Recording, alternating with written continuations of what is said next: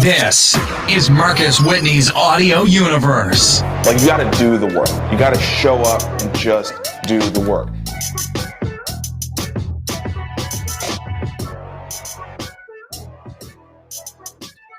What's good? What's good? It has been a minute, good people. Welcome to another episode of Marcus Whitney Live. We're switching up platforms, and this might be one of the last episodes just of Marcus Whitney Live as we get ready to evolve everything that's happening. It's been a minute since I've pushed out the newsletter and done a couple of these shows and updated the podcast. That's because I'm in the middle of a complete enhancement of the brand and the presentation. So for all y'all, just know I'm at work, but you can't do everything in one time. But I did want to get this show in because it's super, super relevant to a lot of things that are going on right now, and just incredibly interesting to me as an investor and as someone who constantly thinks about the beginning of the pandemic and just how underprepared we were in terms of PPE. That's not a storyline we think about much anymore, but man, it was the storyline when everything was going on, back then. And so a friend of mine, Tom, who is down in Austin, is working for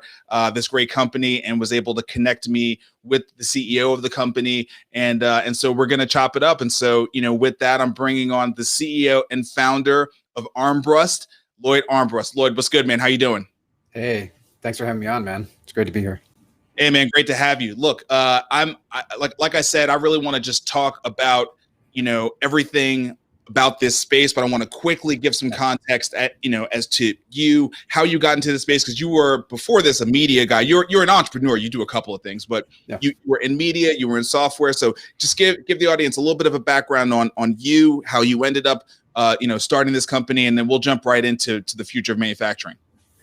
Yeah, man. So I grew up in a manufacturing family in Duluth, Minnesota. It's right on the tip of Lake Superior. And my dad was a plant manager. And so I grew up every day going to his plant, seeing him. And you see your parents, you kind of want to be like them. My dad was a hero, drove these, just huge, like a dump truck on steroids. And, as a little kid, you're like, man, I got to get in that thing. Yeah. And so I wanted to get into manufacturing, my whole life. And then, but of course, by the time I became 18, it just didn't make sense. All of the stuff was closing down around me. And to put it in perspective, Duluth, when my dad was growing up, had a population of 250,000 people. And when I left Duluth when I was 18, it had about 65,000 people.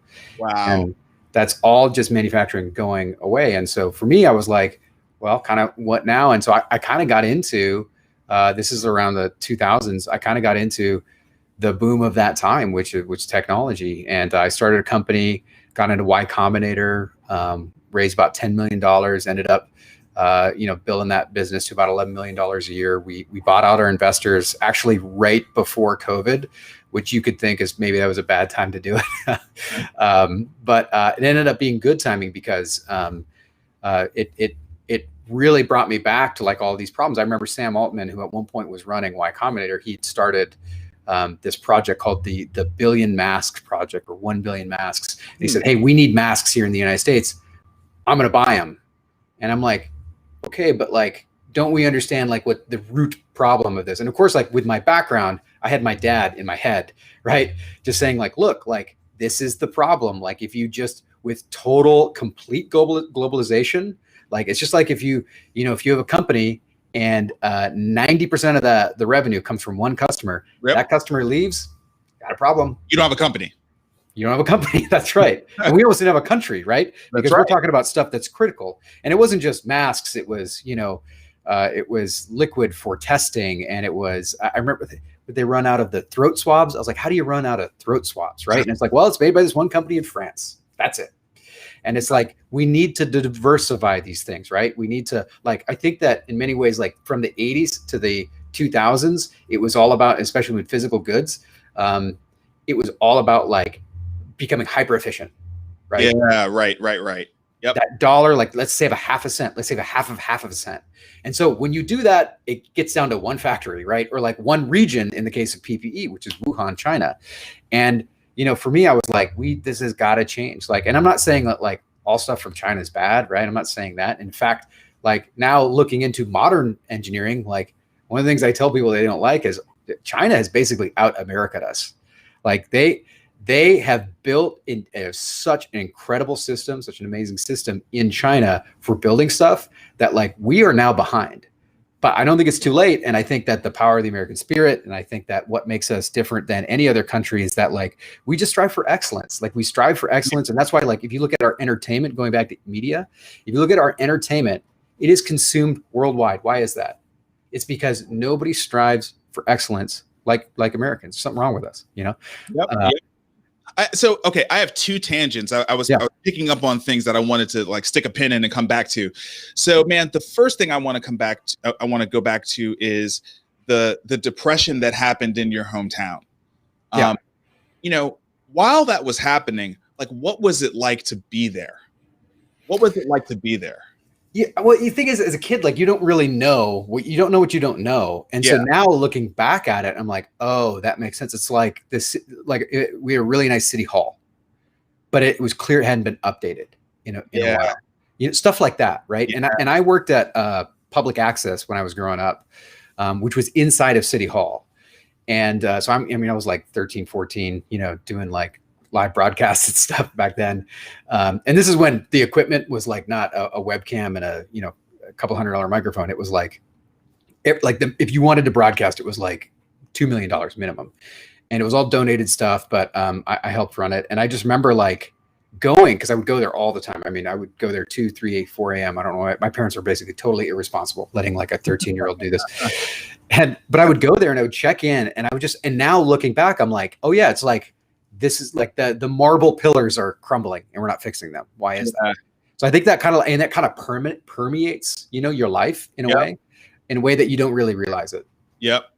So then the next thing, when you were talking about how we moved to hyper efficiency, I don't know why this happened, but I like very quickly shifted to thinking about internet companies, right? And specifically like thinking about like the Amazons and the Googles, right? And I think the reason why, like my brain went from hyper efficient, but we also run these organizations that need to be highly reliable.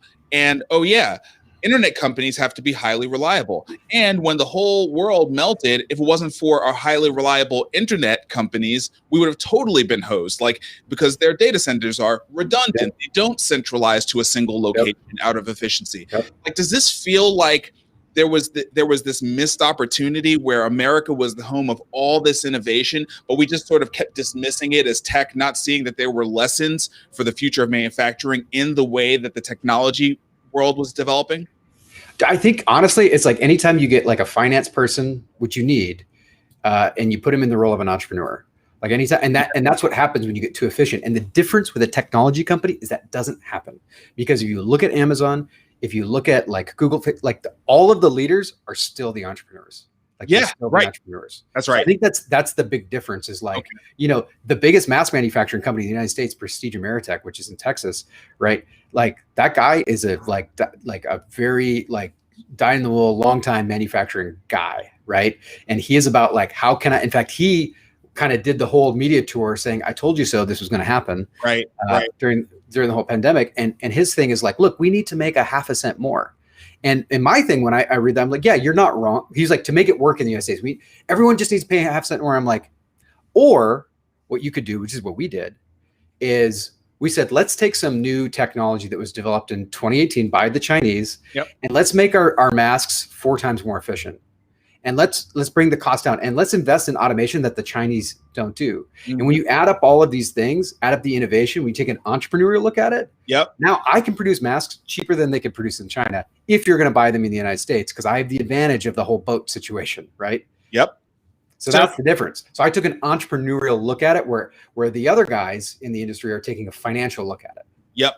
When you were talking about the company that you went through YCOM, you got up to 11 million in revenue. Is it this company? Is it Armbrust, the manufacturing company, or is it a different company? Totally different company, and it's still running. Okay.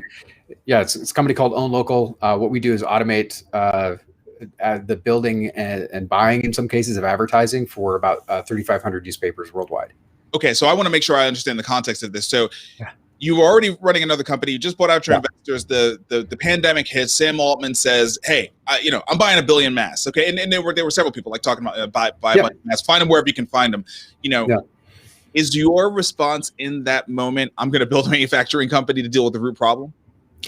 Actually, it was kind of one of those things. It's like the whole 500 people watch someone drown without jumping in and saving the kid. It's kind of one of those moments for me personally. And I was like repeating that altruism. Honestly, I was looking at this. I was like, this doesn't make sense. Like, surely surely someone is just building this here. Teach a man to fish, right? Surely someone is building this here. And I'm looking around and I'm doing the research and no one's doing it. And then a week goes by and I'm like, okay. All right.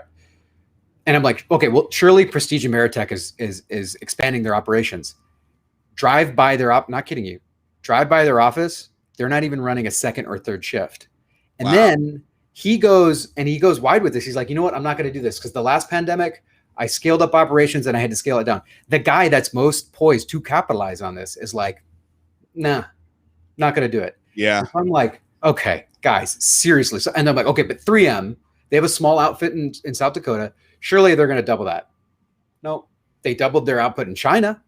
They actually quadrupled their output in China. Wow. And it's like, how is no one doing this? I'm like, this is ridiculous. And then another week goes by. I'm like, all right, how much does this cost? Like, it's been a while since I've been in the manufacturing thing. So, and I had some investors that were, involved in automation, call them up, we're talking robotics. I'm talking to people in Japan, talking to people in Taiwan, talking to people in China, Germany, I'm basically staying up all the time. I don't know what day it is. Do that for about a week and a half.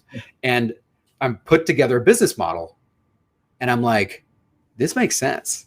I'm like, and it's funny too, because I'll just, one quick tangent is I bought a machine that cost $2 million during this time. Okay. And this machine is 35 feet tall. It's 15,000 square foot. It makes the outer layer of the mask.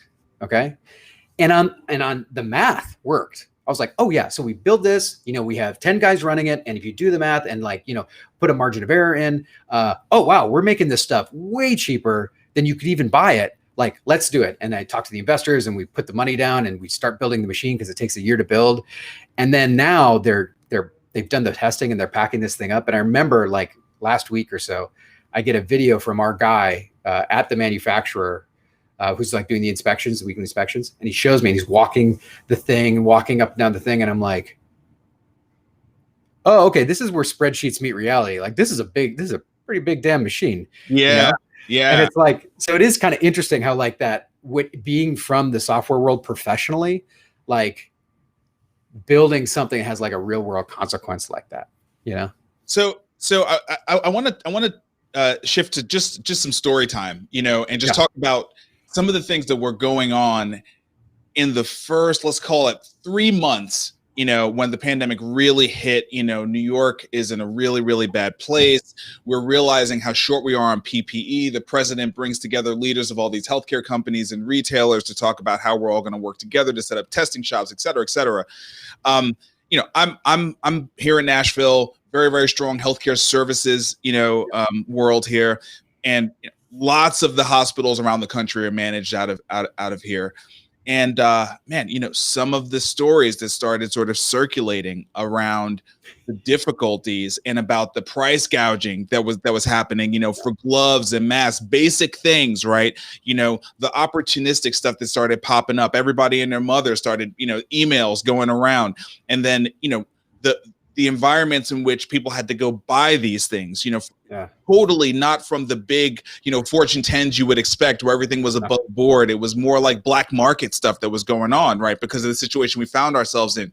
You've got a story that is your own direct story about trying to get some of this material. Can you share that? Yeah. So, I mean, the surgical mask is made of basically 3 parts, but the most important part is the melt blown layer. The melt blown is what's the filtration layer. That's what actually blocks particulates down to 0.1 microns, which is about the size of the coronavirus. So if you really want to protect yourself, from COVID-19, you either need an N95 mask or a surgical mask. And you want to say surgical, that's just a cheat sheet, if you will. If it says surgical, that means that it's FDA registered. That means that it has the right proper filtration.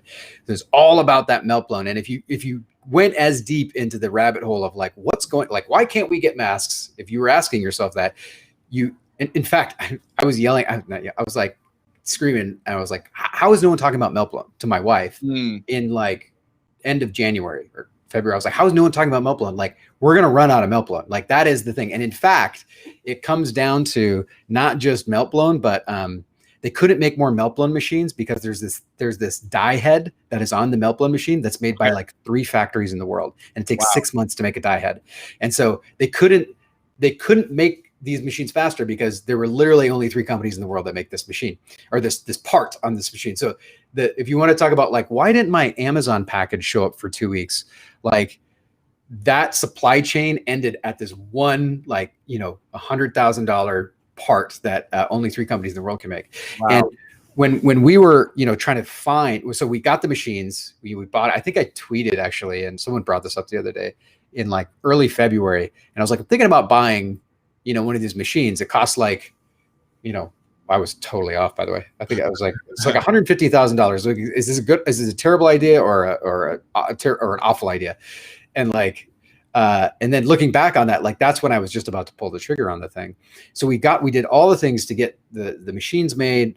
We got them. We actually loaded them on planes, which was insane. I was like, I'm not going to use the word bribing, but like, these types of machines are never flown on a plane. They're like, no. You put them on a boat. And I'm like, I know, but like, how big can a plane hold? And they're like, well, 65 inches. I'm like, well, we can get it under 65 inches.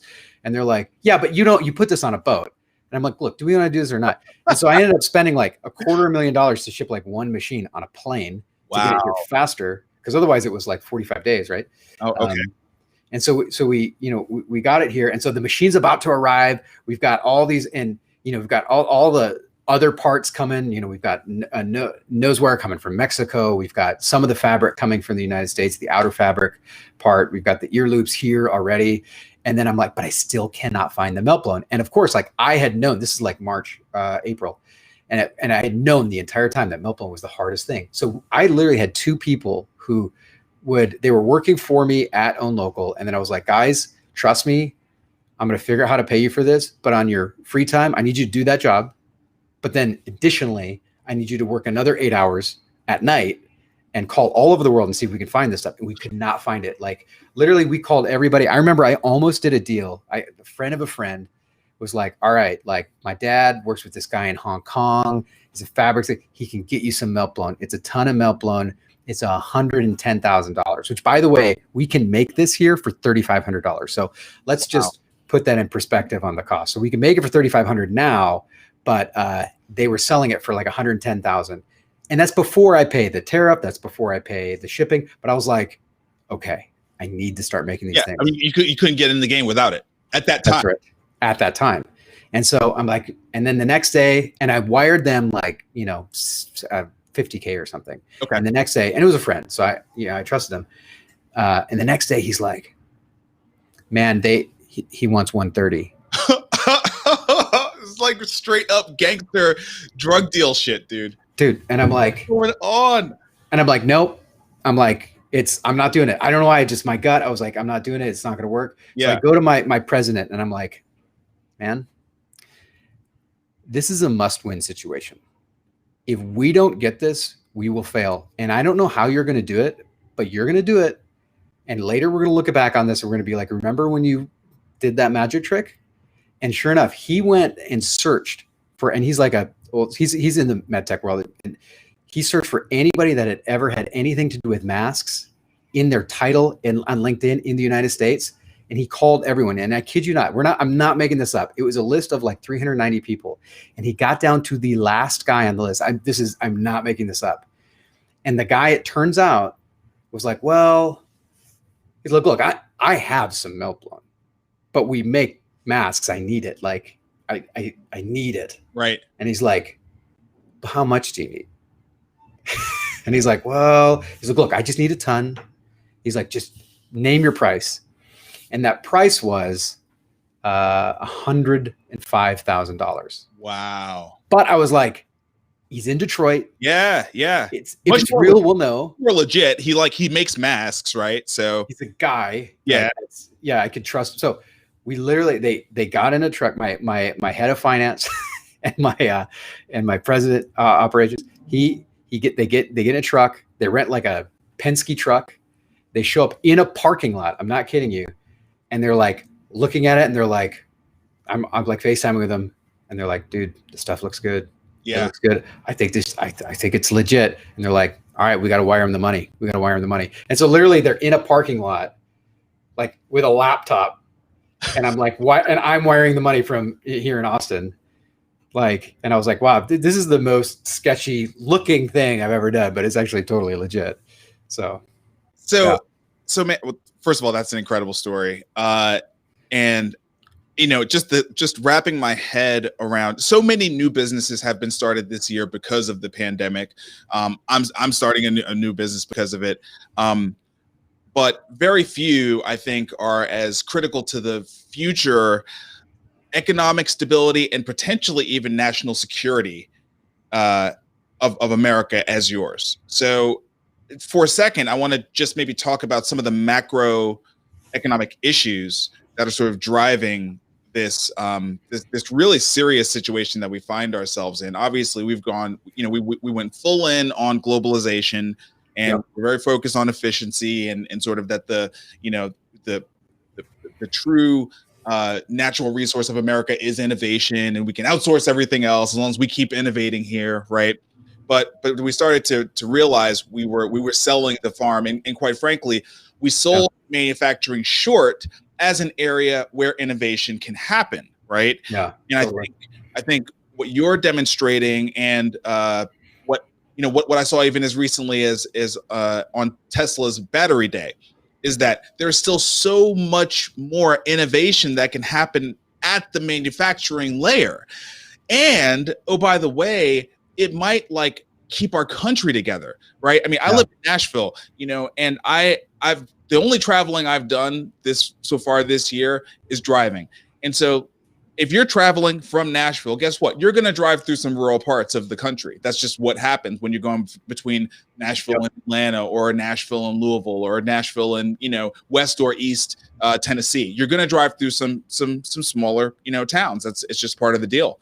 And man, we have left behind so many towns that made their money in manufacturing, bottling, all this other kind of stuff. And we still consume products that require services. We just don't do it here anymore, right? You think about all of these towns and cities that have been left behind by technology, where actually technology could be, booming in those towns. Like, can you talk a little bit about like that and your vision and future in the future of Armbrust as potentially pioneering this new view of what technology can be when you put a manufacturing lens on it? Yeah, I think it does boil down to exactly what you're saying. Like, if you want to, and I don't like getting political, so I'm not going to here. I hope nothing I said was more like what we've done from an economic strategy perspective of this country. It is, but I think it actually, if you want to look why we are so divided right now as a country, it's because I think money is like water in a way. You don't really notice it unless you're it's like air, and you don't really notice it unless you're out of it. Yeah, right. Like, if you have a little bit of money, and like, I'm sure you're an entrepreneur, I'm an entrepreneur. Like, look, I've had to run payroll on my credit card. Yeah, for sure. Not with this company, but I've had to cut it close. And so I've been like close, but like some of those people, man, they literally have actually nothing. And when you have actually nothing, it's just like having no air. You don't really appreciate how amazing air is until you're out of it. That's right, dude. I mean, like, I don't think people who like just live and obsess about cities understand. I don't think they understand what it's like to, like, I don't understand because I don't live in them, but I've driven through them, and I've spent some time in some of these towns where the downtown is a ghost town. The downtown, like, there's nothing, but people still live there, and it's like, look, how do you expect these people to relate to or celebrate what's happening in these cities when that's their reality, right? When technology should be able to bring us closer together in this way, I think you're actually, and I haven't even thought about it in the way that I think you described it really well, because it is like the technology has the ability to bring us all together, but what it has done, because we've outsourced the physical elements of this, it has left behind a certain number of people. And what I've seen, I'll tell you that, like, our economy has become a service-based economy in many ways, right? And Mhm. and we saw that go away, at least for the first part of the pandemic. Yep. And so I have a lot of folks here. I think we have, the other day we were going through I think we have almost 100 people. And I hate the whole like counting your employees as like some sort of a contest. Job creator thing. Yeah. Yeah, I get it. Yeah, that's not what I'm into. But I was like, oh, that surprised me. I was like, there's that. I mean, running like, basically 4 shifts, so it kind of makes sense because I don't see everybody. But like all these people, man, like all they want is a job. Yeah, dude. All they want is to work hard at something. And you know what? What was so awesome about this is that I can take someone who just wants to work hard and I can teach them a technical skill in 2 weeks, a skill that they will be able to put on their resume and say, hey, I was in automation. I ran an automated machine, and they'll be able to do that. And plus pay, $20, $30 an hour, like good wages, way more than they were making before. And it props up these families, right? And the thing is, it's like, for me, it's like, we've done the math. Like I remember when we were going through our healthcare thing, and I come from a software company, right? Yep. And so what do you do in software companies? It's like, you give 100% coverage. Yeah, of healthcare. right. Totally. Because that's what why wouldn't you do that? Because that would be really shitty if you didn't. That's right. Like, because can you imagine if you had your software engineer or your customer service person who like got cancer? And I've had probably 5 employees who, like, their family or something like that have gotten cancer, and their life literally would have been over if it wasn't for the fact that we had really great health insurance. And you know what I had to do to get that health insurance? I had to like check a box. That's it. It's all I had to do. Right. And yes, it costs money, but you know what I did? I put it in the business model. That's it. That's it. And so when our rep was coming, they're like, "Are you sure you want to give like 100%?" And I'm like, how could you not do that? Right? Like, it's that kind of a thing. And I think that kind of mentality coming to manufacturing, where manufacturing is more like, no, we got to the cheapest possible. For me, it's like, I do think that, believe me, I think that way. Like, if you don't think that, I'm like, how do I get the cost of that mask down a tenth of a cent? Yeah. I am. But the way I'm thinking about it is like, how do I increase output? How do I make it so that like we don't have to have people in this part of the line, so that I can expand my lines? Like, I'm not thinking about it like, how do I pay my like employee? Like, we give away free drinks or whatever and snacks and lunch. And it blows these people's mind. I was like, dude, that's so non-standard for the manufacturing industry. It's so non-standard, like, to bring software level perks to the manufacturing world. That's like, I mean, that alone is an innovation. Just that. But if you do the math, like, it makes sense. Like, if you build it into the business model, it's not that much more money, is my point. So I think like we just need to do the math. And like, there's so many things you want to talk about, the macroeconomic trends. I think you brought up, like, the fact that environmentalism, Larry Fink wrote this letter, BlackRock letter to investors in 2020 and said, if you are not thinking about environmentalism, I will not invest in you. Totally. Like, he threw down the gauntlet in that. And Delta said by 2050, we're going to be carbon. How is that possible? They're a freaking airline. Right. They said they're going to be carbon neutral. Right. So do you know what happens? Like, if you want to buy, it's because it's possible. That's why. I don't know how it's possible, but I love the challenge. I mean, I guess if they're planting trees or something, that makes sense. Well, let me just say how, right?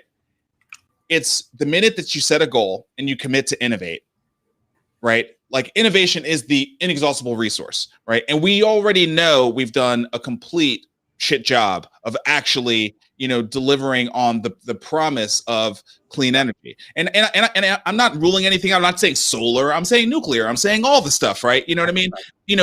We've not done a good job of progressing, our economy, which is driven by people, along in a way that like sustains our environment. You don't have to lose jobs in order to save the environment. You can create jobs and save the environment. It's like, it's not zero sum. So anyway, I'm very soapbox about this. No, and I grew up, in the Midwest, and honestly, like, I grew up, like, my parents were very, very conservative, very Republican, and so they conflated environmentalism with the type of person that like wants to, I don't know, put everyone on welfare or something. Yeah, and right. But it's not the same thing. It actually is about efficiency. Like, you really look at environmentalism, it's about efficiency at the end of the day. And that's why. So if you look at like these masks, right? So these masks are made from something called polypropylene, which is a plastic, And the best polypropylene in the world is actually made in the United States. And so what the best mask companies do is they buy polypropylene here in the United States, they put it on a boat, they bring it over to China, they melt it down, they turn it into fabric, they fold the fabric, they put it together, they put it in packaging, put it in boxing, put it on a pallet, put it on a boat, put it back here. Super inefficient, right? Yep. Not to mention that the way that China makes electricity is way worse for the environment than the way that we make electricity. And by the way, in Texas, it's cheaper. It's cheaper in Texas, kilowatt hour wise. It's like we're like 8.9 cents a kilowatt hour. They're like 13, 14 cents. So we can actually do it cheaper and better here, eliminate all of that cost. That's efficiency is what that is. But this is relatively new. And the reason why this is new is because automation is here. 10 years ago, that was not the thing. Yeah. It's not like people are idiots or something. It's fair. Just the robots have made this possible, right? Technology has made this possible. Final thing I want to jump on that we talked about before the show was the fact that, and this again is just your software, new entrepreneur, mindset. You're not just a manufacturer, you're also a D2C company, right? Direct to consumer. People can go to the website and buy stuff. So you're not only doing B2B deals or even B2B2C deals, you're doing B2C deals too. Can you talk about both the business sense of that, as well as you think the rationale for why that's the future, that is a key future tactic or strategy for manufacturers. Can you talk about that? I think it's actually it's funny. I didn't even build the business model around this. And so it's kind of embarrassing. I should probably rewrite history and say, this is what I was thinking from the beginning. But the truth is that like we were doing our press launch, and the morning of the press launch, I was like, wouldn't it be neat if customers could buy our masks? And I was like, I'll set up a website. How hard is that? And it's actually not hard, by the way. Shopify is insanely easy. It was literally, dude, it's 45 minutes. I did over $1 million in sales the first week. Wow. With a 45-minute sale. Like Shopify tells me, they're trying to get me to move. They're like, you're in the top 1% of stores, like for what we do volume. And are you on Shopify Plus? No, they're trying to get me to move. That's why I just got that stat from them. Yeah. I haven't moved yet, but they're trying to get me to move.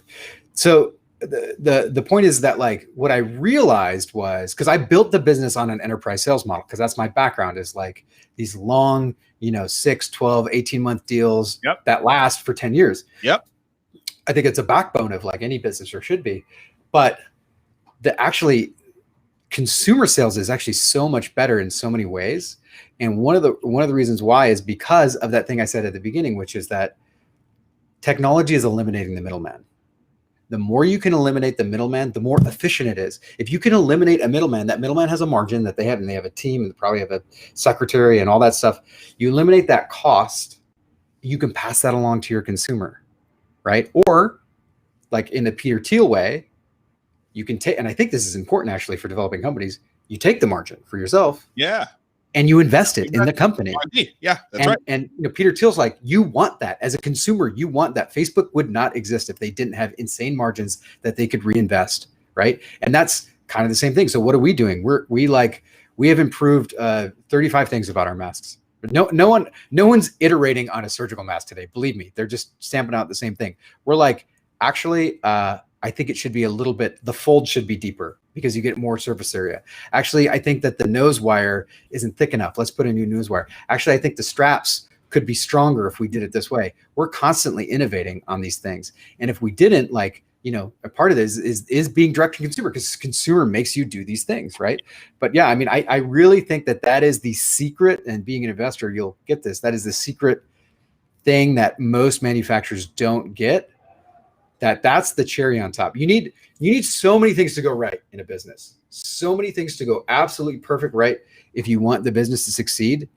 And that direct to consumer move for manufacturers, eliminating that, because it's not just the fact that like I sell something right now. You go to armbrustusa.com, you could buy a 50 pack of masks for $20, whatever.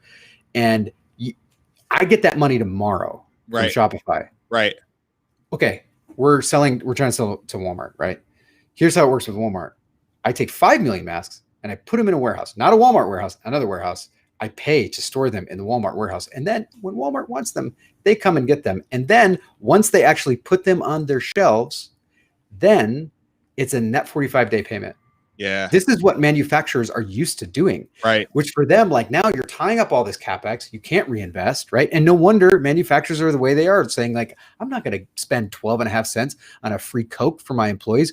They can pay that, right? That's because that's how they're being treated. Like, go to consumer, you eliminate all that, becomes a much better business. All right, dude, this was a masterclass on so many levels. You know, we covered the macroeconomics. We covered like all these like incredible tactics from entrepreneurship. Great stories, dude. I feel really, really fortunate to have captured this story, because I feel like in a year or so, you're going to be like, you know, Time and, you know, all these big media outlets. I'll be able to say, I got it first. I got the story first. With our construction in the background. I love it. Yes. Hey man, look, thanks for being on the show.